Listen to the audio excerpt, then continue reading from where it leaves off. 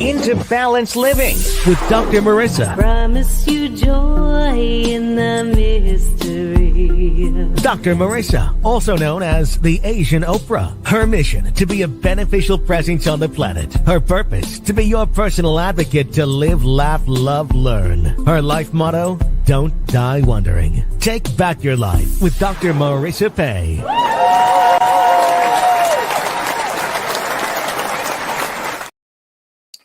And welcome. You're tuned in to Take My Advice. I'm not using it. Get balanced with Dr. Marissa, the morning show here on KCAA, NBC News Radio, AM 1050, FM 106.5, streaming everywhere. iHeartRadio, Spotify, Stitcher, iTunes, TuneIn, Audible, Amazon Music, Tiki Live, Rumble, Spreaker, Streaker, and more. Why so many places? Because I want to maximize my splatter zone for more hope and happiness. I am on a happy 88 mission. 88 million more happy people in the next 8 years. It used to be 8 million. We hit that mark right before COVID when I was on tour with 8 Ways to Happiness in China and the Philippines. So we got some good numbers there. So I extended it. We're going back into China in 6 days. So we are ready and poised. I think we're at about 23 million now. And I'm so delighted that you're here this morning. It is Tuesday Talent, and I do have talent in my studio today. Let me read a little bit about him.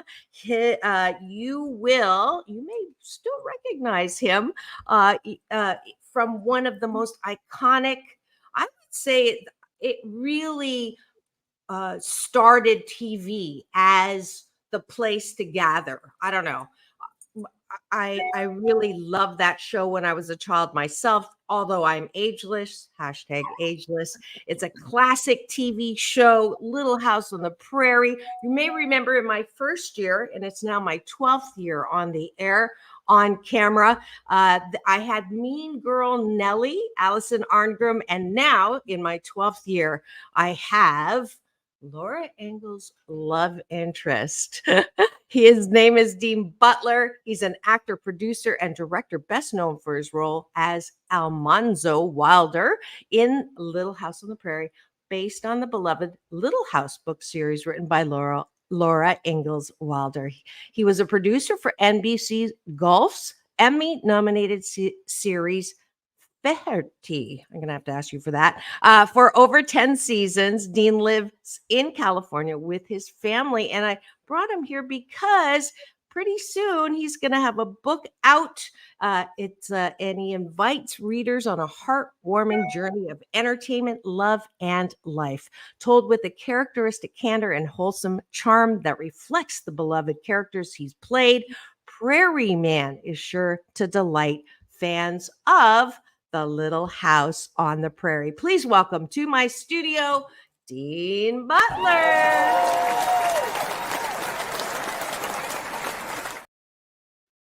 Wow. Welcome. Well, thank you. Thank you, Dr. Marissa. That's quite an opener you've got. Your audience today, maybe I don't know what part of your audience sees the opener that you shared with me, but that's quite an opener you've got. You are a very busy woman. No question about it. Yes, that is the understatement. I had a listener the other day message me and say, your new tagline should be, Dr. Marissa, she's everywhere. Yeah.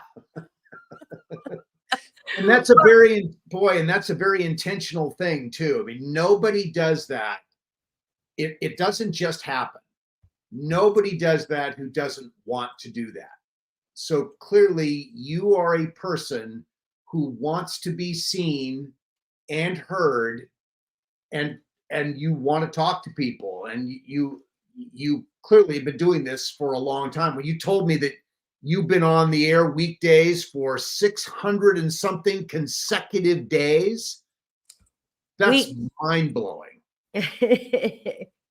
Was it weeks or days? Weeks. Weeks. Even more days. Oh my, wow.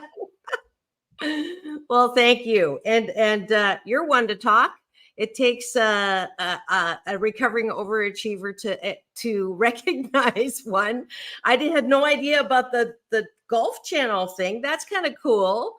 But you spent how many seasons with Little House on the Prairie? I can't wait to find out about that. But before we do, every show for the past probably a little over a year now, I wanted to anchor my brand of balancing out all of the bad news that's so readily available out there. You'll notice we do not talk about the headlines because you got plenty of places to tune in for that. But you don't have many places to balance out with good news, good people. And today I've brought you, thanks to Harlan, our favorite publicist, Dean Butler, who is going to just share just some wonderful stuff about Little House on the Prairie. I do see some eyeballs rolling into the studio. Welcome. You're at a place where you can not only listen, but you're watching and you can use the chat function. If you free subscribe on my YouTube channel, my YouTube TV channel, you can ask Dean questions, you can make comments, and feel free to do that because we want this to be as interactive as possible. So please do. If you are driving, in the IE, San Diego covers 5 million. Our signal covers 5 million homes. Please do not chat. Wait till you get somewhere safe, and then you can do that chatting. So taking a bite of my gratitude sandwich is our breakfast this morning.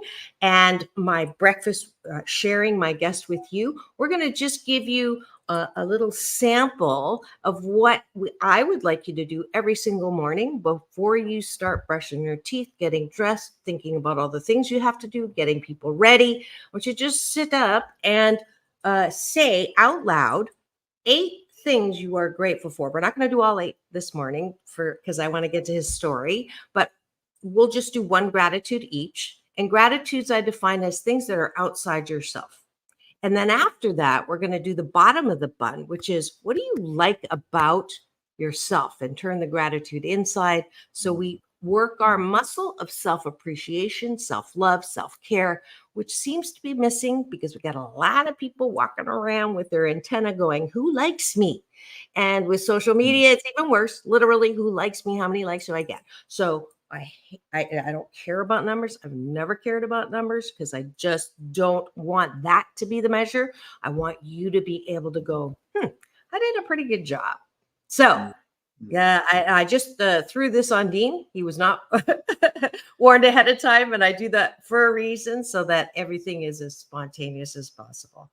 I am grateful that Harlan continues to connect me and offer up onto my studio plate amazing people who are from an era where things were a little more wholesome and certainly is near to my heart. So I'm grateful to Harlan for a shout out to him for continuously doing this. I think I've been working with him for a good 10 years out of my 12.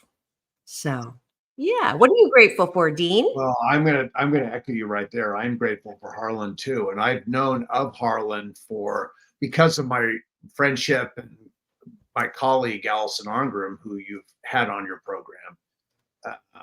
I've been aware of Harlan for probably 30 years because of Alison.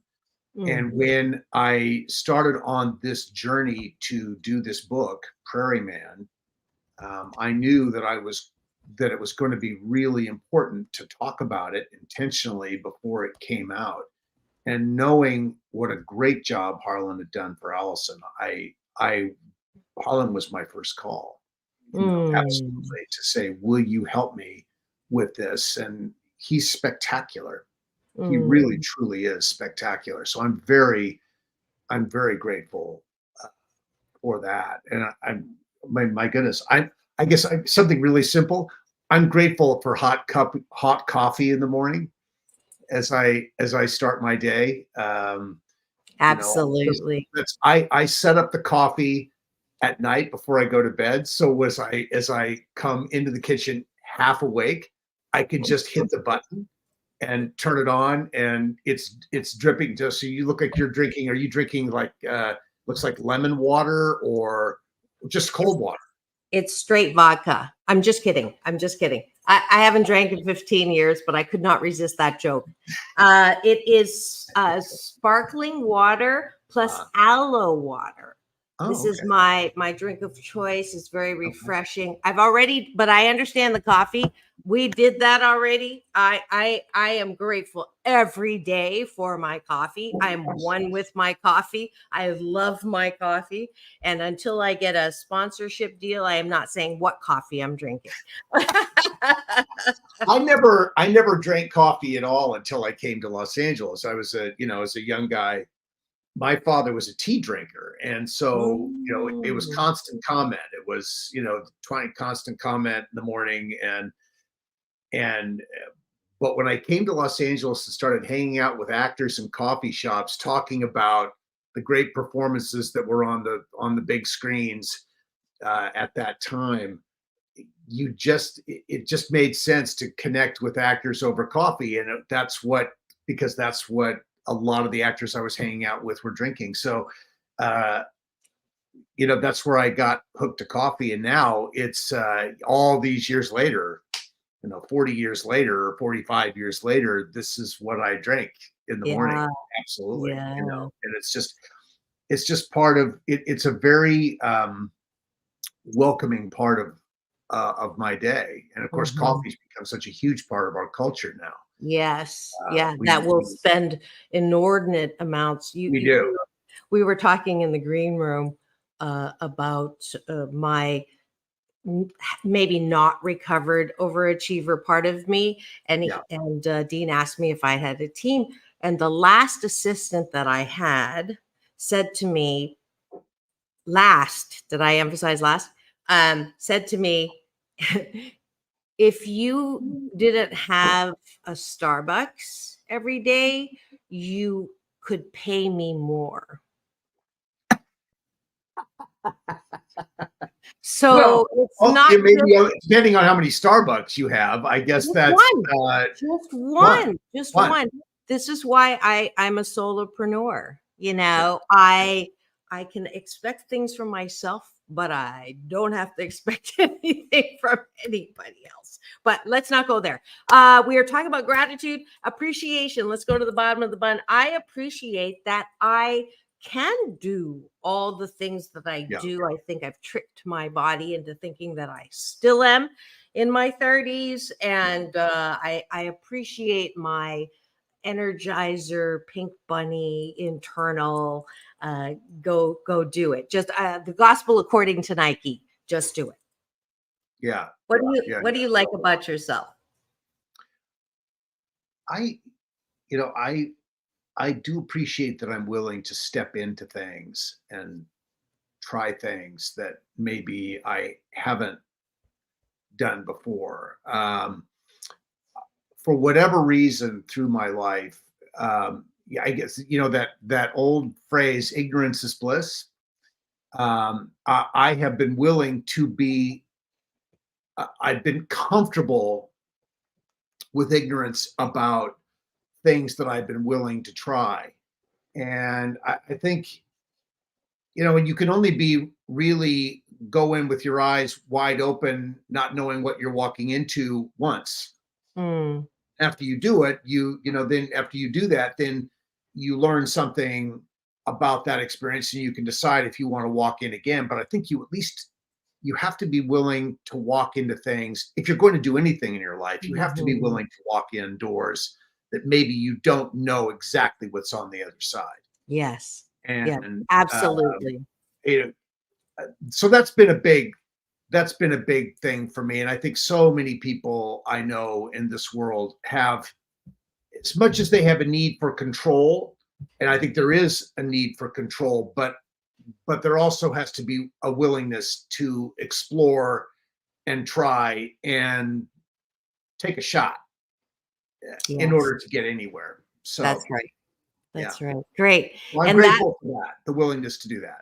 That's awesome. And obviously your track record and what we're going to talk about, the things that you've done and did and are doing, certainly attest to that. And those are the kinds of things I'd like you all to do tonight before you go to bed. So instead of thinking about all the things you didn't finish, all the reasons why you're not great, I want you to fall asleep thinking about the things that you did accomplish, what you're good at, what you like about yourself. Don't think about that one insult when you had 99 compliments. And that way, you're not going to need to take anything to fall asleep. And this is a good life habit. It's a hashtag Blisscipline that I promise that if you do this exercise, taking a bite of my gratitude sandwich 28 consecutive days, you will sandwich your day in the most positive way. So thank you for joining us for breakfast.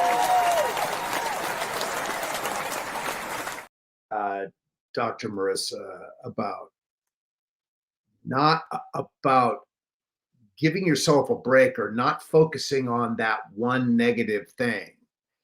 Because, wow, if we're looking for that, it's all around us. There are those disappointments, the mistakes, the missteps that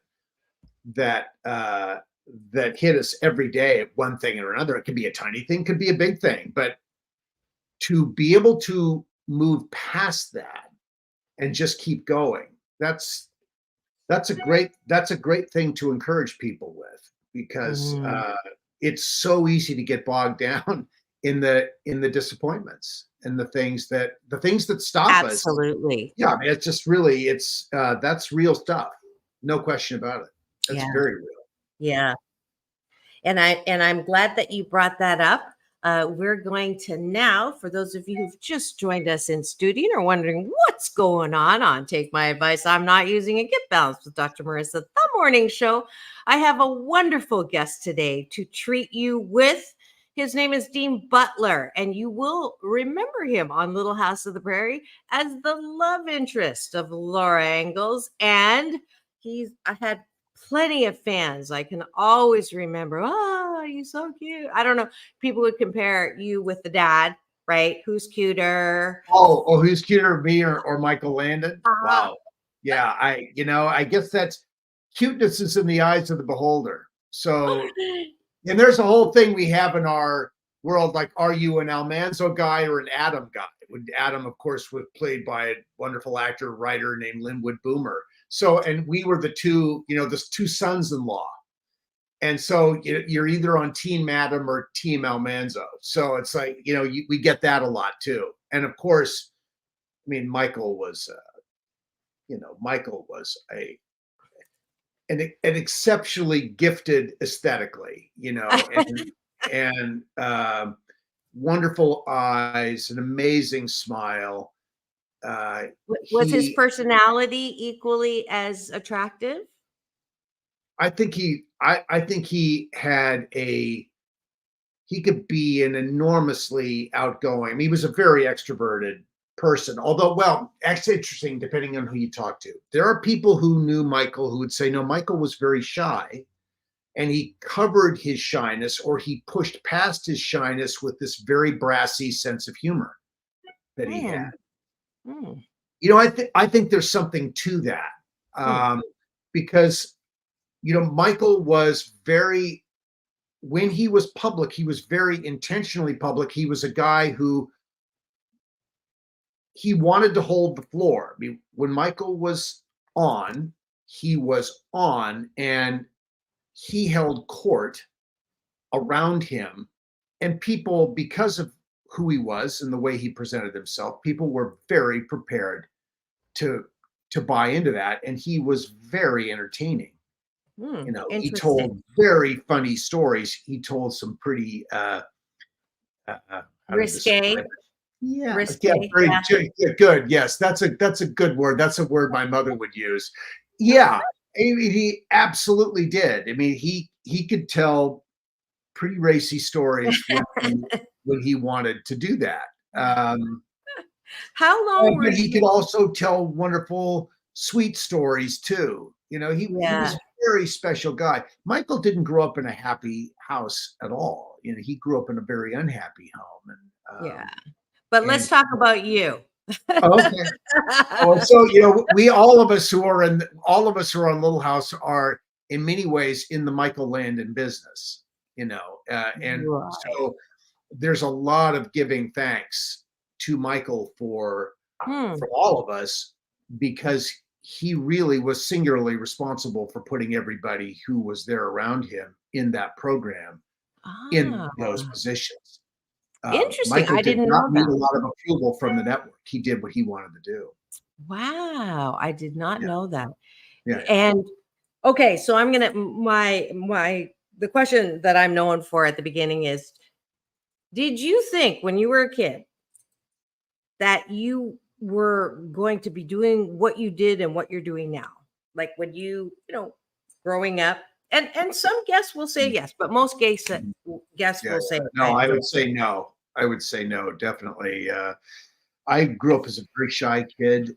I was Dr. Marissa, I was a blusher. I was so I was constantly afflicted by my face turning 20 shades of red, and kids are unmerciful about that stuff. When you're anything that makes you different in any way, good or you become a target for the thing that makes you different. And I didn't help myself through those early years, because I didn't have any kind of sense of humor about that. I took it very seriously that I was being teased, which of course only made the teasing so much worse, because kids want to see that you can handle it. And it's interesting. I mean, kids have no filter on this stuff, whereas an adult with some life experience, you sort of let things go, and you don't put people in deliberately embarrassing situations. Kids are just the opposite. They will put their peers in horribly embarrassing positions. And if you can't handle the embarrassment, it's going to continue. It will go on and on and on until you prove that you can be okay with it. Right. It's sort of like naval pilots have call signs. Everyone who watched Top Gun, there was Maverick and Goose and all these different names. Those are sort of heroic kinds of. Maverick is a heroic call sign. No one in the Navy has the call sign Maverick. That just wouldn't happen, because it's too positive. What call signs are established is that pilots pick up on the thing that you're vulnerable with, and they name you that to see if you can handle it. It's sort of what being a tomato face as a kid was all about. Could I handle that? And for years I couldn't. And my mother, who had the same affliction as a kid, said, until you can once you learn to laugh at this, it will stop once you can laugh. But until you can laugh, until you can join in the joke, it will be this awful thing that will go on and on and on for you. So, interesting. For me, it was about finding that thing that would give me one. I had to find a way to laugh at that, and which I eventually did.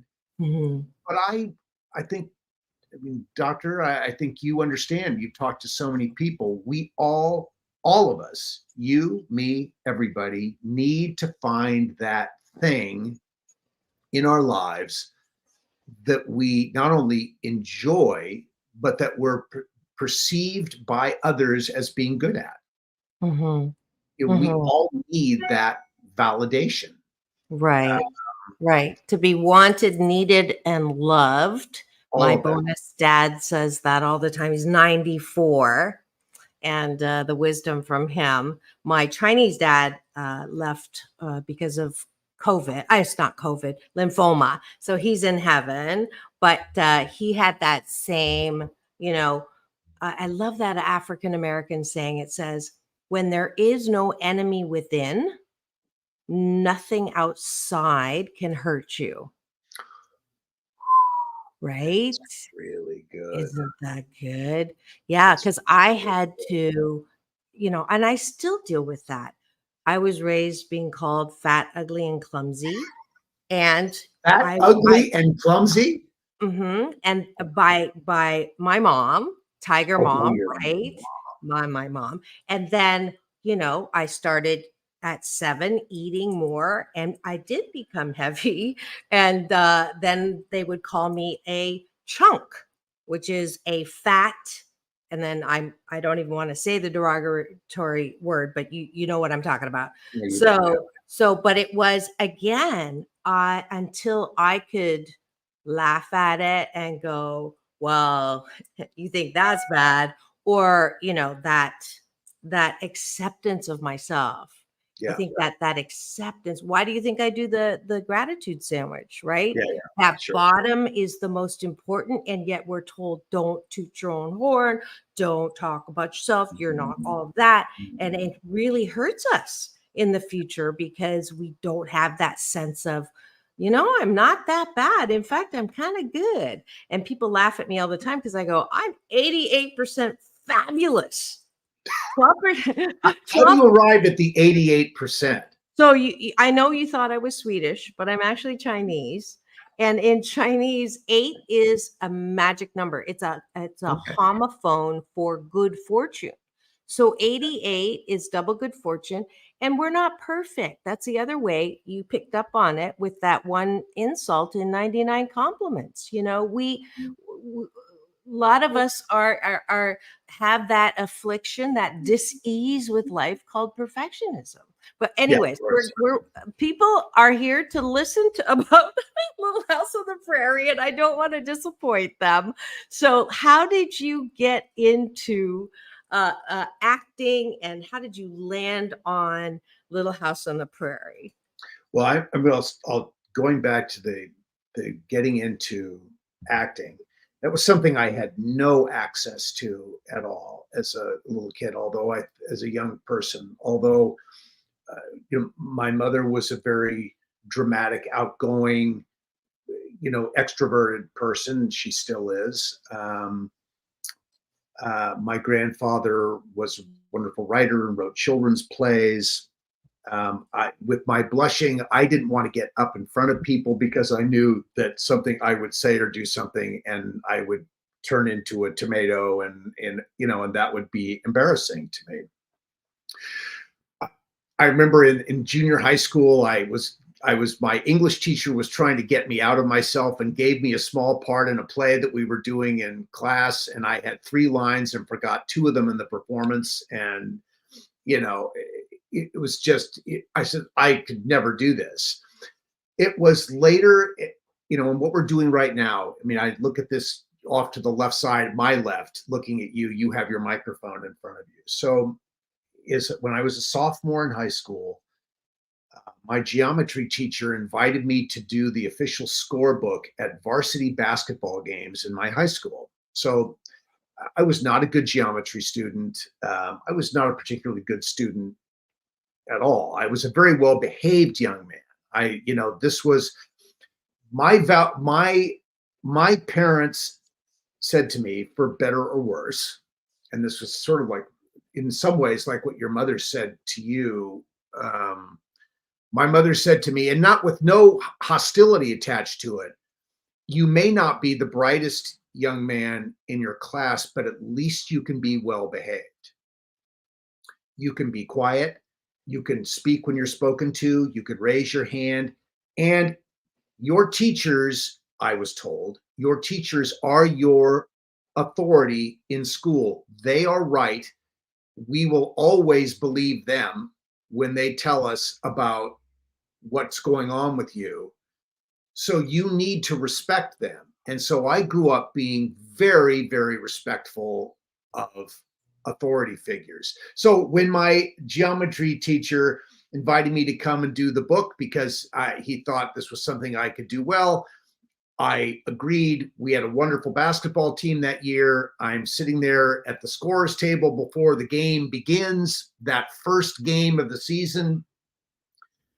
And he looks over at me and says, "Who's going to introduce the starting lineups?" He asks rhetorically, sitting in front of me on the table, much like the microphone that you're sitting in front of right now. There is a silver pedestal Shure microphone, classic old microphone from the 50s, 60s that everyone used in those situations.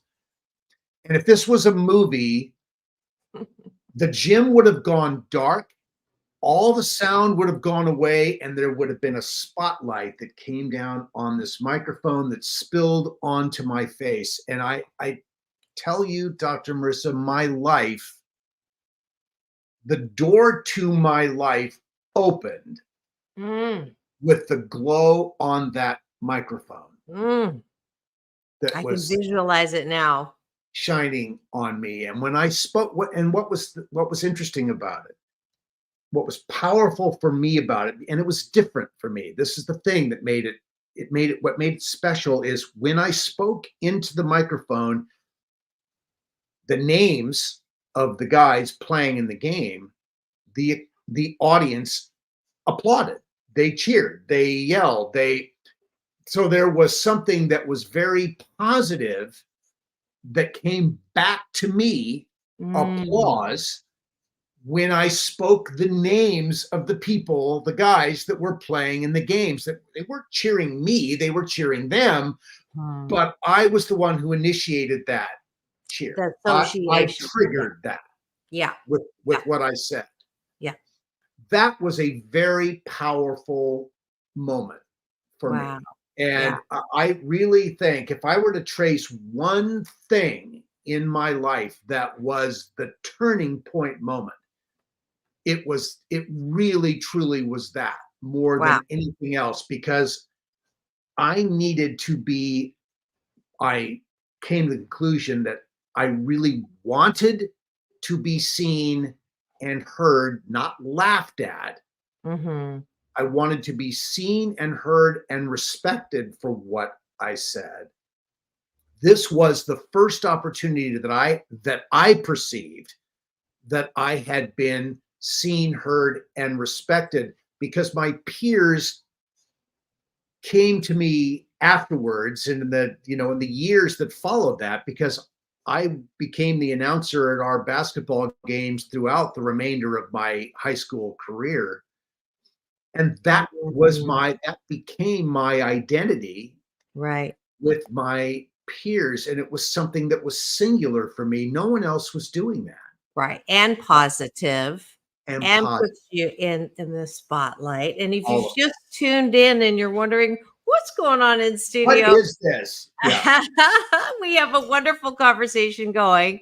I'm so grateful for this platform for all these years, because this is exactly what I love to do, is to get to know people who are kind of household names. Little House on the Prairie, I think a lot of people remember that. A lot of people watch that. And I'm so delighted to have Dean Butler in studio today. He's one of the 3 hunks that were on that show. He was Laura Ingalls' love interest. We're talking about how he got into acting, how he got into Little House on the Prairie.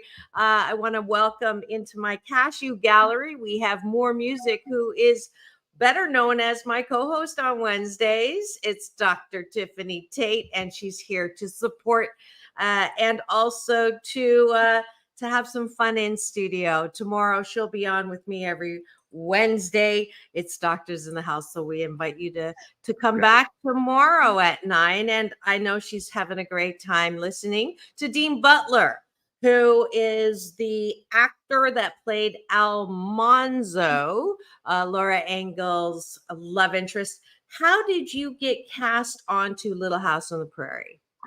It's one of those, as all actors, actors spend their lives auditioning for things. And, you probably, if you're doing well, you may get 5% of what you audition for. That's a good statistic to know. It's like now, if you become very successful, that percentage increases. But overall, throughout the course of a career, it's probably about 5% that you get, if you're that fortunate. And there are others who may dispute that number. They may say, oh no, it's much better than that, or it needs to be better. I mean, I don't know, but I feel like that's a very realistic number given the number of meetings that actors go into. So I had a wonderful agent when I first came to Los Angeles. I had done a movie of the week for CBS called Forever, which was based on the Judy Blume novel Forever. How old were you? I was 19 when I did that. So 19 or 20. So I was, the love interest in that. I did that little movie of the week with an actress named Stephanie Zimbalist, who became very well known to the American television audience through so many movies of the week, but a series called Remington Steele that she did on NBC with Pierce Brosnan. And anyway, we did that together. I came down, she introduced me to her agent. Her agent agreed to represent me. And she told me when we first started working together that she loved Little House on the Prairie. Now, Little House was so when I came to town, Little House was probably in its third season on the air at that point. And she just told me that if there are shows that she really believed in. This was one of those shows. And she said, if you ever get the opportunity to do Little House on the Prairie, you'll do it.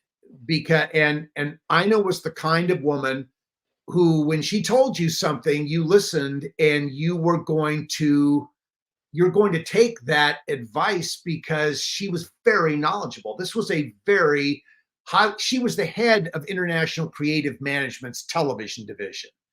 ICM at that point, and ICM still today, is a major, major entertainment talent agency. I mean, it's one of the elite super agencies in the business still. So Ina knew what she was talking about with Little House, and she just said, you'll do it if you get the opportunity. So 2 years later, when this part came up and she sent me in on it, she reaffirmed, if you get an offer to do this, you will do it. Well, I had 4 different meetings on Little House, 3 with the casting director, a woman named Susan Sukman, who'd been with the show since its early years, not the very beginning, but within its first or second season. And the last meeting I had was with Michael Landon, who was, obviously an iconic presence. Now, I had never watched Little House and I had never read the books going into these meetings. The books were not part of our family reading growing up. It just, we were reading other things as kids.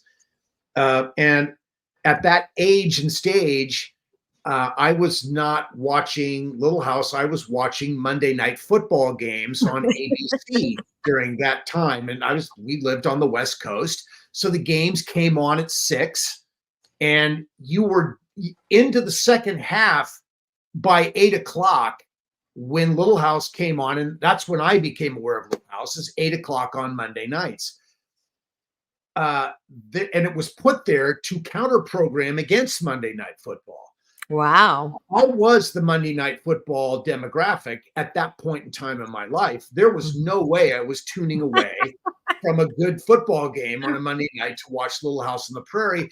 And for the life of me, I couldn't figure out how or why Michael Landon, who had been a total heartthrob on Bonanza, would choose to make his next major part, and very successfully, as a poor dirt farmer in Minnesota. I didn't quite understand.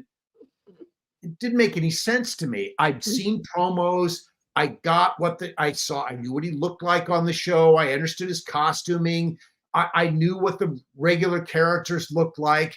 And it was always some tear-jerking promo about something. When I met Michael, he was anything but a poor dirt farmer from Minnesota. I mean, he had Carrera sunglasses on and a cigarette in his teeth and a gold chain around his neck with his Star of David, and his shirt opened up to his halfway down his chest, sprayed on with a gun jeans, snakeskin boots, deep dark tan. I mean, if there had been a picture of big time TV star in the dictionary next to that definition, the picture would have been Michael Landon. I mean, there's just no question about it. And yet he also my had this capacity to be this other guy. And so when he auditioned me, he was very gracious and warm, and put his hands up to his eyes and framed me in his eyes to sort of get a sense of what I would look like on camera for him. And at that point, I'm like now I'm 22 years old, and this was just like one of the great moments for me, was reading for him. And when it was all done, he basically offered me the part in the room. He said, what are you doing in a couple of weeks? Or what are you doing in the middle of May? I think is what he said to me. And I said, well, I'll be finishing final exams at my school. I was going to University of the Pacific up in Central California. And he said, well, I think we can wait another week. Thanks very much for coming in. And I walked out the door. I'm thinking, Wait oh another God, week. I got this. I did not hear another word for 2.5 weeks. Oh, wow. I was ready to, you can imagine, Dr. Marissa, every negative thought. He changed his mind. Want to remain positive. There. Yeah. He didn't like the way every I negative looked. thought about me and about him was like, was creeping in, because I felt like he basically offered it to me and then nothing. Right. But it did ultimately come. The offer did come, and I spent 5 years on the series, and I hear everyone's really close. Like all the cast members from that experience are very close. Is that? I think we do have a nice familial relationship with each other. We don't all see each other all the time, but there's a core of us that see each other pretty regularly. And I think we all recognize that we're part of something that's much bigger than we are. And that this program talks to people in a way that is so empowering and aspirational, that we realize we've come to understand that after 50 years, and we are celebrating 50 years of Little House this year. Yeah. We've come to understand that this is a multi-generational experience. When we go places and do events, we're meeting, young people, young kids, all the way up to their grandparents. We meet and they all watch and love this program. And I think that, what people always say to us is they don't make television shows like this anymore. Correct. That's, yeah. And I think that's true. Yeah. Television shows aren't made like this anymore. And I don't think it's not because they don't work, because clearly they do work, but it's, the creative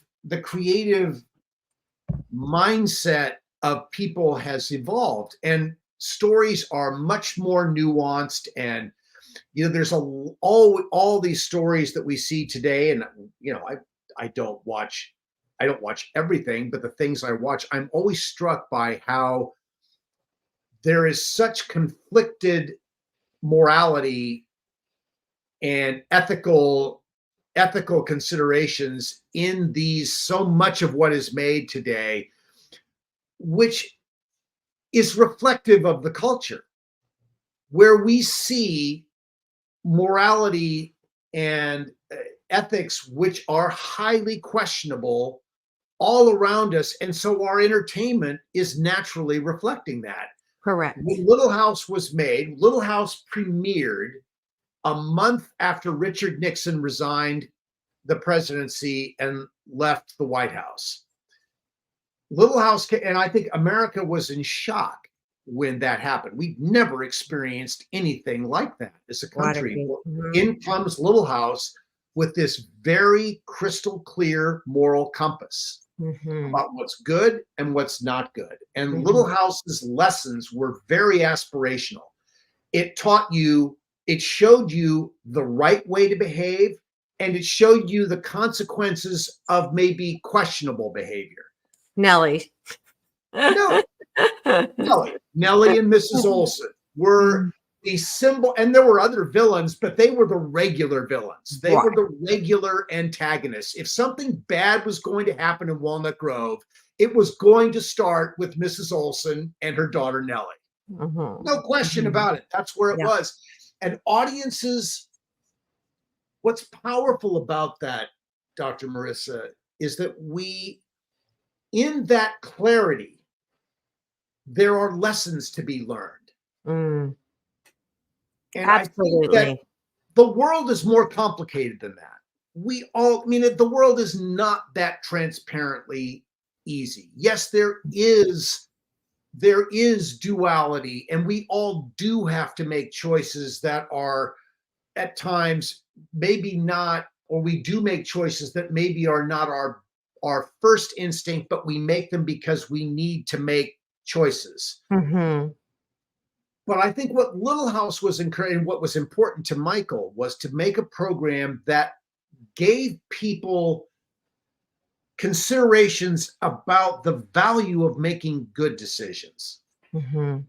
Absolutely. And if you've just tuned in and you're wondering who's in my warm seat this morning, I do have the wonderful Almanzo. And actually, the correct pronunciation is Almanzo, but we said it wrong for 5 years, so you're excused for saying it, because that's what we said on the air. We got it wrong, and we never fixed it, because once Michael made a decision, that's the way it was going to be. Oh my gosh, I love this insider stuff. Almanzo, who was the love interest of Laura Ingalls on Little House on the Prairie. We've been having a delightful inside look. By the way, one of your talents is definitely storytelling. If no one's ever told you that, and that's probably why you're a great director producer as well, is your ability to make that picture come alive. I just wanted to appreciate you on that. Thank so you for that delightful. Yeah, I mean, it's just one of those like, wow, I can see everything that you're saying, and I just love it. Dr. Tiffany also loves, in capital letters. You have a huge fan base with the show and with yourself. Believe it or not, we are coming into that last 8 minutes of the show, and it went so quickly, and I love it when this happens. It happens a lot with my guests and I'm just I take that as a compliment, because I've had plenty of people say I don't have that much time, and then 40 minutes after they say they have to go, they're like, You're still talking. Wow, where'd that time go? But I'm just so delighted. I want to highlight, Harlan will kill me if we don't talk about your book that's coming out, Prairie Man. You obviously, it's an extension of the conversation we're having right now, and the insights of that show 50 years later. How many seasons did it go? So it was 10 seasons. There were 9 full seasons and an abbreviated 10th season where the show was wrapped up with 3 movies. So 1974 to 1983. And it's never been off the air since it premiered in 1974. And it still airs in 140 countries around the world every day in over 40 languages. Now, we are not alone in that category. There are certainly other programs that have achieved wonderful long-term success. Happy Days, my other happy show. There you go. But Little House, like Happy Days or The Waltons, or I Love Lucy, the Andy Griffith Show, shows Gilligan's Island, another one that you highlighted in your opening. Dawn and I were very good friends, actually, and I got to go spend Thanksgivings, and she took me to the races with Gilligan's son, which was kind of cool.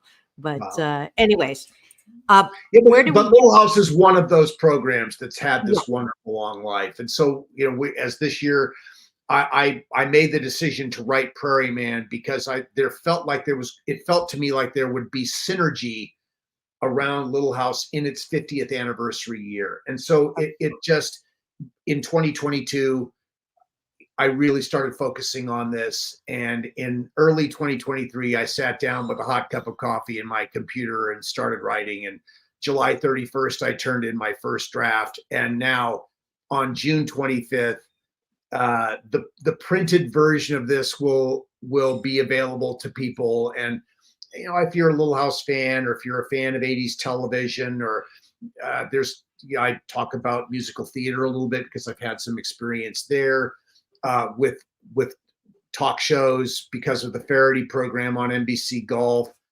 I talk about that too. There's love, there's romance, there's heartbreak, there's there ups and downs. It's a life story. It's a book, but it's really a book for fans, Dr. Marissa. That's really what I'm hoping, that those are the people who I have targeted this for, because it talks about people and events and shows that people will know about. And I hopefully successfully weave personal things throughout that. But yes, it's framed for fans.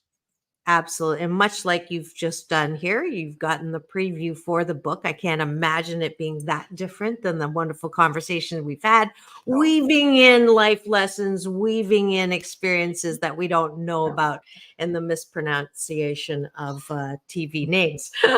And I just want to plug that I believe The Little House on the Prairie was a show that did the vast difference between the inspirational lessons of what it is like to be human and have to face things that don't go right, and how to resolve conflict. I don't think there had been really that show, but it's a conflict, boom, you're dead. This show is one where you actually work through that, and it was very human. This very same way I attribute Oprah, my honorable moniker, with bringing that aspect of humanity and reality and the beautiful parts of humans to the big screen, or the TV screen, to your home. Whereas today's shows, or even where, she was bringing in something to contrast Jerry Springer, that relies on bringing up the worst in people. Yeah. And that, news, if it bleeds, it leads. So I'm grateful. They said the show wouldn't last more than a year, but I've been adamant. I don't want to talk about the worst in people. I don't want to focus on that. So kudos to you. Kudos for your continued focus on that theme. And for that, I'm going to give you Dr. Marissa's Beneficial Presence on the Planet Award. And I don't give. You don't give it to every. Wow. Well, thank you for sharing that with me. Absolutely. And we are coming up on the end. I do want to thank you very supremely for this. Where can we get Prairie Man when it comes out? So, it's available for pre-order now at Amazon and at Barnes and Noble. And I think in bookstores, I hope people, if they are interested in this and they have a local bookstore, that they will walk into their local bookstore and ask for it. I think that's a great way to go. But certainly it can be purchased online, and there'll be information through all of my social media, which is official Dean Butler, at Facebook, on Instagram, and at TikTok. And that links to all things Little House on the Prairie. Everything that relates to Little House that I'm connected with is linkable at those situations. And we certainly have access to the book and all that. But I'm not selling the book directly, although I will be signing it everywhere I can be during the next, really indeterminate period of time. I'm going to be out there with this book. Fantastic. I do this at the end of every show, Dean. It's all about balance. If you could do it with me. Peace in, peace out. World peace through inner peace. Thanks for joining us today. Now go and have the best day ever. We'll see you tomorrow.